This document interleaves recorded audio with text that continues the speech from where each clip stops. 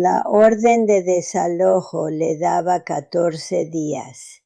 Rachel Macklin la leyó 2 veces, de pie en la puerta de la oficina de tierras, mientras sus 2 hijas esperaban afuera en la carreta, y en ambas ocasiones las palabras decían lo mismo: falta de pago de deudas pendientes por un monto de $216. La propiedad será embargada y subastada. 14 días para desalojar. Dobló el papel con cuidado, como quien dobla algo que no quiere que se desmorone en sus manos, y volvió a salir a la luz del sol de noviembre, sintiendo que la tierra se abría bajo sus pies.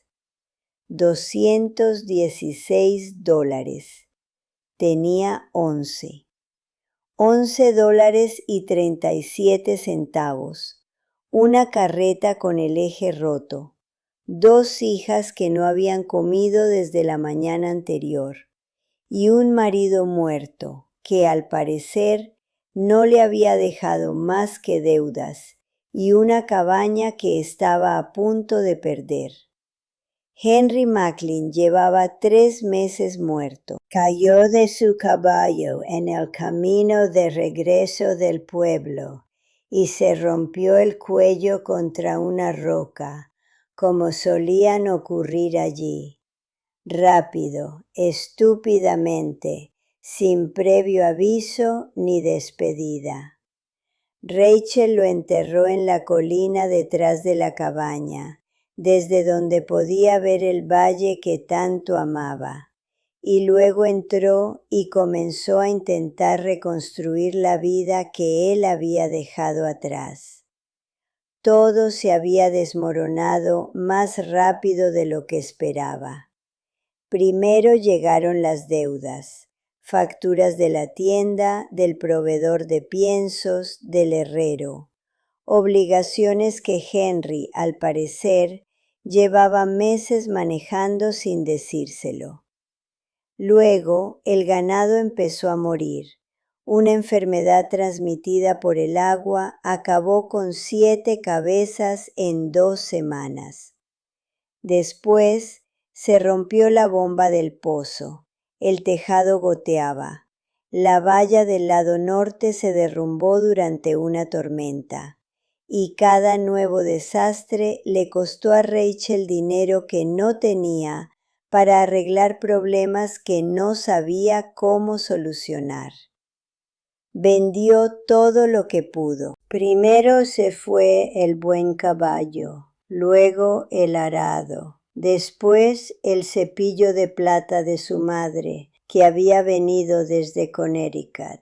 Cada venta le daba una semana más, un mes más, un margen de supervivencia que se esfumaba tan rápido como lo creaba. Y ahora ese margen se había esfumado. En 14 días, ella y sus hijas estarían en la carretera sin nada. Mamá, su hija mayor, Iris, tenía 10 años, y los ojos oscuros de su padre y la mandíbula testaruda de su madre. Había estado observando el rostro de Rachel desde la oficina de tierras, interpretando las malas noticias como los niños aprendían a interpretar el clima en la frontera, observando a los adultos y fijándose en lo que los hacía callar. ¿Qué tan grave es? Rachel se subió al asiento del carro y tomó las riendas. Su hija menor, Pearl, de 7 años, dormía apoyada en el hombro de Iris, con el rostro enrojecido por un resfriado que la aquejaba desde hacía toda la semana. Es grave, cariño, pero vamos a solucionarlo. Eso mismo dijiste sobre el ganado. Y nos dimos cuenta de eso, ¿no? 7 de ellos murieron. Rachel no tenía respuesta para eso. Condujo la carreta a casa en silencio, con el aviso de desalojo doblado en el bolsillo como una carta del futuro que le revelaba todo lo que no quería saber. La cabaña seguía igual que siempre, pequeña, desgastada, resistiéndose al paisaje. Henry la había construido cuando llegaron de Missouri hacía 5 años, y Rachel había dedicado cada año desde entonces a intentar convertirla en algo más que 4 paredes y un techo. Cortinas que ella misma había cosido, un huerto en la parte trasera que producía suficientes verduras para pasar el invierno, estanterías que Henry había construido para los libros que ella había traído de casa. No era gran cosa, pero era suya. Había sido suya. En 14 días pertenecería a quien se presentara en la subasta con $216 y la voluntad de adquirir la casa de una viuda. Esa noche, después de que las niñas se durmieran, Rachel se sentó a la mesa de la cocina e intentó pensar. Antes de casarse con Henry, había sido maestra en Missouri. Una mujer práctica con una mentalidad pragmática que creía que todo problema tenía solución si uno estaba dispuesto a buscar con suficiente empeño. Pero este problema era diferente. Tenía bordes que no podía sortear y un fondo que no lograba encontrar. Sacó la caja de madera donde Henry guardaba sus papeles. La había revisado una vez, justo después de su muerte, y no encontró más que deudas y decepción. Pero esa noche la revisó de nuevo, con más detenimiento esta vez, leyendo cada hoja con la meticulosidad desesperada de una mujer que busca una cuerda en medio de una inundación. La carta estaba fechada 6 semanas antes de la muerte de Henry. Rachel, si estás leyendo esto, algo ha pasado y no he tenido la oportunidad de explicártelo personalmente. Sé lo de las deudas, sé cómo se ve todo, pero necesito que confíes en mí una vez más y hagas exactamente lo que estoy a punto de decirte. Enrique. Rachel leyó la carta 3 veces. Luego miró la mesa de la cocina, pesada y sólida, que seguía en el centro exacto de la habitación, donde había estado durante 5 años. Nunca se le había ocurrido moverla. Nunca había tenido motivo para hacerlo. Apartó la mesa. El roce contra las tablas del suelo fue tan fuerte que la hizo estremecerse, y se detuvo, atenta a si las chicas se oían. No había nada. Se arrodilló y examinó el suelo. 3 tablas anchas, más nuevas que las demás, encajaban a la perfección con una destreza que se distinguía del resto de la carpintería de Henry. Más deliberada, más cuidadosa, como si se hubiera tomado su tiempo con estas tablas en particular, a diferencia de las demás. Rachel encontró un cuchillo y aflojó el borde de la primera tabla.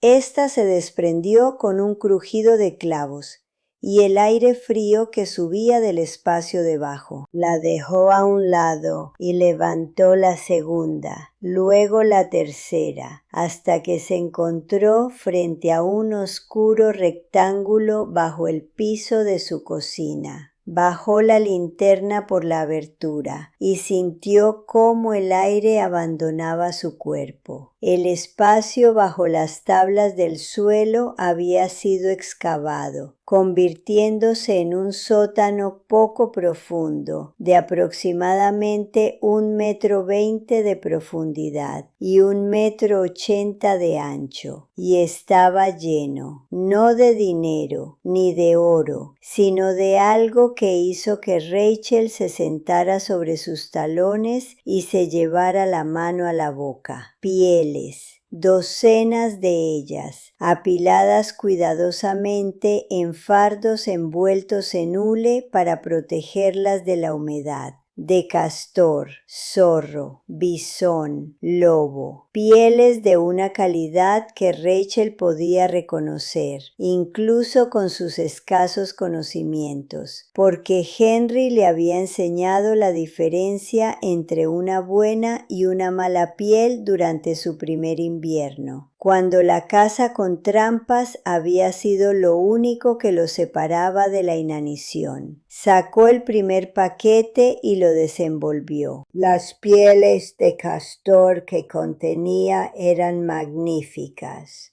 gruesas, oscuras y perfectamente conservadas. Contó 12 solo en ese paquete. El segundo contenía pieles de zorro, rojas y plateadas, suaves como la seda al tacto. El tercero era de bisón, pieles pequeñas y delicadas que Rachel sabía, incluso en su asombro, que valían más por pieza que cualquier otra cosa de la colección.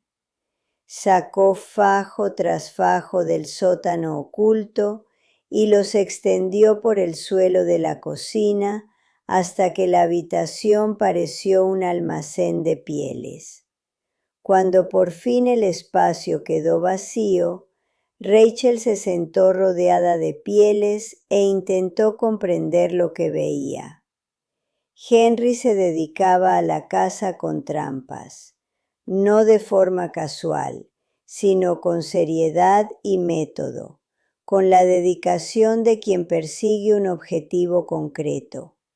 Las cruces en el mapa, los números a lo largo de la línea de árboles, líneas de trampas. Llevaba meses recorriéndolas, trabajando desde temprano por la mañana hasta tarde por la noche, cuando Rachel creía que estaba revisando las cercas. En lugar de vender las pieles a medida que las encontraba, las almacenaba, acumulando una reserva que le permitiría obtener precios elevados si las vendía todas juntas. Contó las pieles 3 veces, porque las 2 primeras veces la cantidad le pareció imposible. 47 de castor, 23 de zorro, 15 de bisón, 11 de lobo. Unas cuantas más las separó en montones aparte.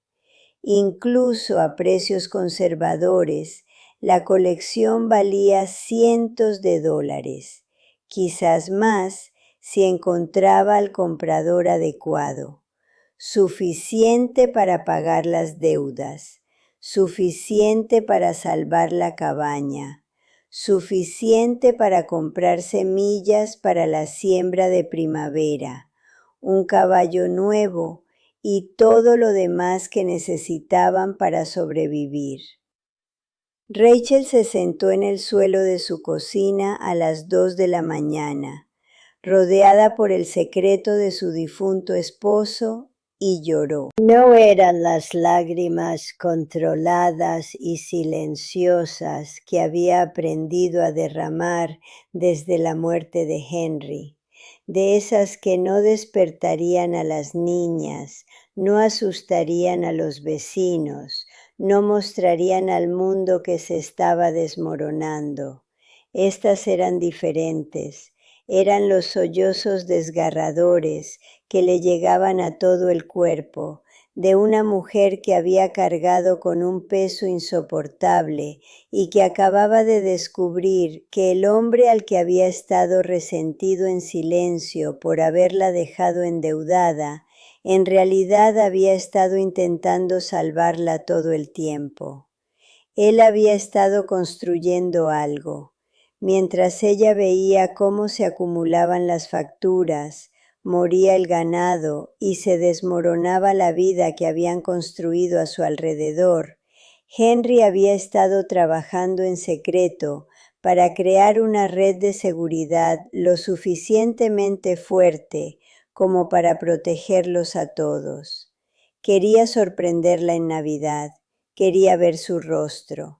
Jamás volvería a ver su rostro, pero pudo contemplar lo que había hecho, y eso bastaba. Era más que suficiente. Era una carta de amor escrita con pieles de castor y zorro, fruto del trabajo silencioso y tenaz de un hombre que sabía que se le acababa el tiempo y por ello había trabajado aún más duro. La mañana amaneció fría y despejada. Rachel despertó temprano a las niñas, les dio de desayunar con las pocas provisiones que les quedaban y le pidió a Iris que cuidara de Pearl mientras ella iba al pueblo. No explicó el motivo. No quería generar falsas expectativas que no estaba segura de poder cumplir. El comerciante de pieles del pueblo era un hombre llamado Garrett Walsh, un antiguo montañés que había cambiado sus trampas por una tienda y sus pieles de venado por un traje que aún le quedaba grande, debido a su corpulenta figura. Rachel lo había conocido brevemente en una reunión de la iglesia, donde él había hablado con Henry sobre los precios de las pieles, mientras Rachel fingía interés en la receta de mantequilla de manzana de la señora Henderson. Walsh levantó la vista del mostrador cuando Rachel entró cargando el primer fardo de pieles. Frunció el ceño. Luego ella dejó el fardo, lo desenvolvió y observó cómo su expresión cambiaba de curiosidad educada a hambre profesional.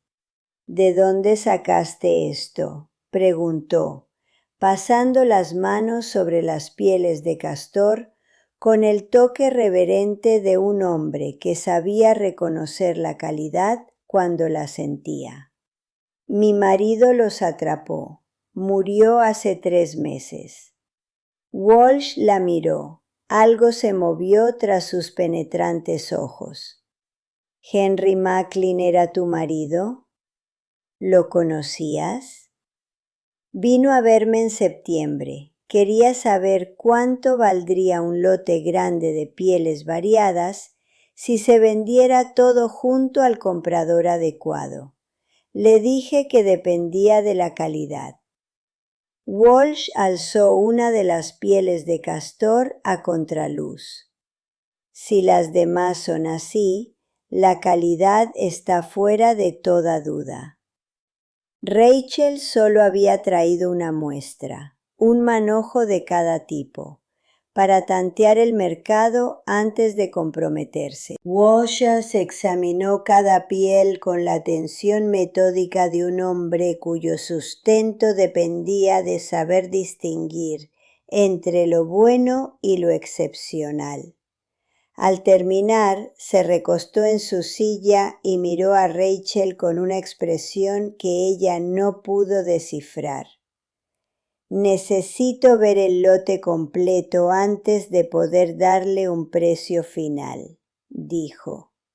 Pero basándome en lo que me ha mostrado y suponiendo que el resto sea de calidad similar, el precio de la colección estaría entre $400 y $500. Rachel se aferró al borde del mostrador. $400, 500. La deuda ascendía a 216. El resto alcanzaría para semillas, un caballo, reparaciones, provisiones, lo suficiente para reconstruir todo lo que se había ido desmoronando desde la muerte de Henry. ¿Puedes venir a la cabaña mañana?, preguntó Rachel, manteniendo la voz firme gracias a su gran fuerza de voluntad. Prefiero no transportar todo el lote sin saber si se venderá. Estaré allí al mediodía. Rachel condujo a casa, con las manos temblorosas sobre las riendas y una sensación en el pecho que no había experimentado en 3 meses.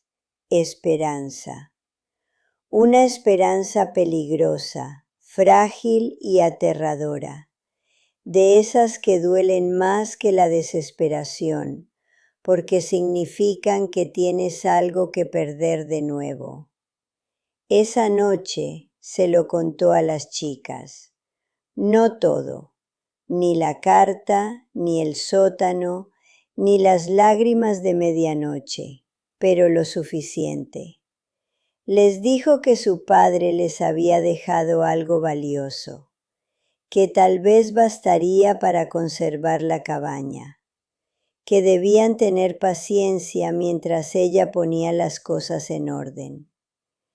Iris escuchaba con la seria atención de una niña que ya había aprendido que la esperanza era condicional. Papá nos dejó algo. A propósito. Papá estaba tratando de salvarnos, dijo Iris. Sí, cariño, eso es exactamente lo que estaba haciendo. Pearl, que tenía 7 años y entendía el mundo de forma más sencilla, levantó la vista de la muñeca a la que estaba vistiendo. Papá es un héroe. Rachel abrazó a las dos niñas. Sí, cariño, papá es un auténtico héroe. Garrett Walsh llegó al mediodía del día siguiente, tal como había prometido. Dedicó 2 horas a examinar cada piel de la colección, clasificándolas por tipo y calidad, y tomando notas en un libro encuadernado en cuero que consultaba con la seriedad de un juez que revisa pruebas. Rachel observaba desde la cocina, con el corazón latiéndole con fuerza, mientras Iris se sentaba en un rincón fingiendo leer, y en realidad observando el rostro de Walsh en busca de alguna señal de decepción. $462, dijo. Esa es mi oferta por el lote completo. Es un precio justo. Probablemente podría conseguir más en una subasta en Denver, pero tendría que asumir el riesgo del transporte y el tiempo, así que lo incluyo en el precio. No encontrará una mejor oferta en esta zona. $462. Rachel dejó que la cifra se asentara sobre ella como agua tibia. 216 para las deudas. Eso dejaba 246. Suficiente para todo. Suficiente y algo más. Acepto, dijo ella. Walsh contó el dinero en efectivo. Era más dinero del que Rachel jamás había tenido en sus manos. Lo hizo con profesionalidad, como un hombre de negocios, pero al levantarse para marcharse, se detuvo en la puerta y la miró. Rachel asintió, sin atreverse a hablar. Walsh se quitó el sombrero y se marchó, y ella se quedó en su cocina, con $462 en la mano, sintiendo la presencia de un hombre que llevaba 3 meses muerto, pero que, de alguna manera, había logrado atravesar la tumba y salvar a su familia. Pagó las deudas a la mañana siguiente. Entró en la oficina de tierras y contó $216 sobre el mostrador, mientras el empleado sellaba el aviso de desalojo con la palabra nulo. Salió al frío aire de noviembre, sintiéndose más ligera que nunca desde el día en que murió Henry. El dinero restante se invirtió de inmediato. Una yegua joven, semillas para la siembra de primavera, madera para el techo y la cerca, el herrero para arreglar la bomba del pozo, suficientes provisiones para pasar el invierno sin racionar. Y contrató a Constance Pryor, una maestra del pueblo que buscaba un cambio, ofreciéndole alojamiento y comida a cambio de que enseñara a las niñas y ayudara con las tareas domésticas mientras Rachel aprendía a administrar el rancho por su cuenta, porque eso era lo otro que las pieles de Henry le habían dado, además del dinero: tiempo. Tiempo para aprender a interpretar la tierra, a cuidar el ganado restante, a planificar las estaciones en lugar de simplemente sobrevivir a ellas. tiempo para convertirse en la persona que necesitaba ser. Empezó con el mapa que Henry había dejado. Recorrió sus trampas en la nieve, siguiendo las marcas en forma de X a través del bosque y a lo largo del arroyo, aprendiendo el paisaje tal como él lo había conocido, no como un simple telón de fondo de su vida, sino como algo vivo con patrones y ritmos que se podían interpretar si uno sabía observar. Encontró sus trampas aún colocadas a lo largo del arroyo, cuidadosamente mantenidas, situadas con la precisión de un artesano en los lugares por donde se movían los animales. Rachel nunca había puesto trampas. Henry le había enseñado lo básico años atrás, pero ella nunca había tenido ocasión de practicar. Ahora sí la tenía. Estudió sus métodos a partir de las pruebas que él había dejado, la ubicación de cada trampa, el ángulo, el cebo, y aprendió por sí misma mediante ensayo y error, y esa repetición obstinada que transformó la ignorancia en destreza a lo largo de un duro invierno. Su primera presa fue un castor. Lo despellejó mal, arruinando la mitad de la piel, y después se sentó en la nieve a contemplar el desastre, con ganas de rendirse. Pero Rachel Macklin no se rendía. Despellejó el siguiente mejor, y el siguiente aún mejor. Para febrero ya producía pieles que Garrett Walsh aceptaba con un gesto que viniendo de él era un gran elogio. Llegó la primavera y con ella la constatación de que Rachel había logrado algo que no creía posible. Había conservado la cabaña, había alimentado a sus hijos, había aprendido a poner trampas, a cazar, a reparar cercas, a interpretar el clima y a hacer un centenar de cosas más que 6 meses atrás habría considerado imposibles para ella. No porque fuera particularmente valiente o talentosa, sino porque Henry le había dado la oportunidad de intentarlo, y el simple hecho de intentarlo había sido suficiente. Esa primavera, Iris cumplió 11 años. Rachel le preguntó qué quería de regalo, esperando la típica petición de cintas o caramelos de la tienda. En cambio, Iris miró a su madre con los ojos oscuros de Henry y dijo: «Quiero que me enseñes a poner trampas, como te enseñó papá». Rachel miró a su hija, esa niña seria y obstinada que había visto a su madre luchar por su supervivencia, y decidió que ella también quería aprender a luchar, y sintió que algo cambiaba en su interior. No era el dolor punzante que aún la asaltaba inesperadamente, sino algo más cálido: orgullo. El orgullo de una mujer que había descubierto que lo mejor que podía darles a sus hijos no era consuelo ni protección, sino la certeza de que podían valerse por sí mismos. De esas que deja un buen hombre cuando ama a su familia más de lo que jamás sabrán en vida. De esas que una mujer fuerte transforma en supervivencia. De esas que una hija transmite a la siguiente generación. Prueba de que lo que construimos para quienes amamos no muere con nosotros. Vive en lo que llegan a ser.